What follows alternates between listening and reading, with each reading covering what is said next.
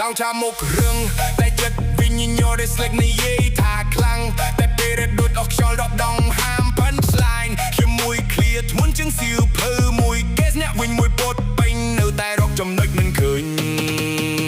ឆាកនេះមិនមានកន្លែងសម្រាប់អ្នកអួតមានតែអ្នកធ្វើបានទើបគេតែដៃសរសាប៊ីកាន់តែខ្លាំងខ្ញុំកាន់តែភ្លឺអ្នកកាន់តែស្រែកកាន់តែបងហាញថាខ្លួនទៅទេ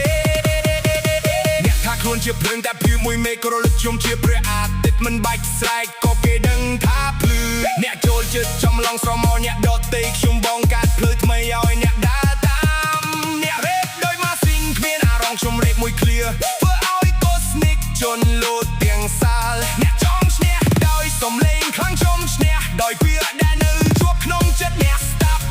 អ្នកគិតថាពួកប្រឈលលើប្រអប់ពេលប្រអប់ដប់ចេញទើបដឹងថាកំពស់ពិតនៅឯណា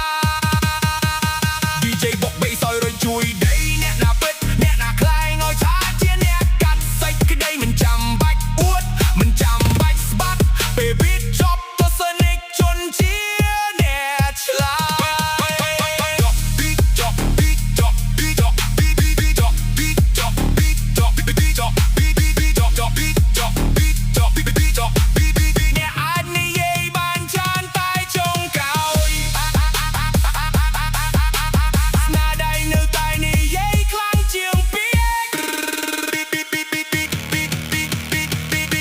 ឡើងចាងមុខរឿងតែចិត្តវិញ្ញាណដូចស្លឹកនិយាយថាខ្លាំងកាត់ពេលរែកបីអុកខ្យល់ដកដងហាមផុនឆ្លាញ់ជាមួយឃ្លាថ្មីចិនសៀវភៅមួយគេស្នាក់វិញមួយបទពេញនៅតែរកចំណុចមិនឃើញឆាកនេះមិនមានកន្លែងសម្រាប់អ្នកអួតមានតែអ្នកធ្វើបានទើបគេតែដៃសរសាប៊ី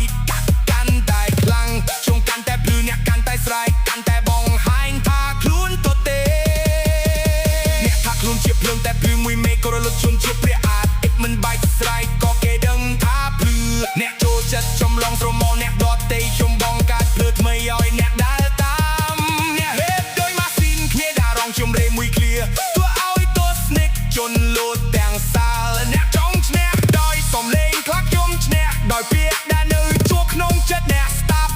អ្នកគិតថាខ្ពស់ព្រោះចូលលើប្រអប់ពេលប្រអប់ដកចេញទៅដឹងថាកំពស់ពិតនៅឯណា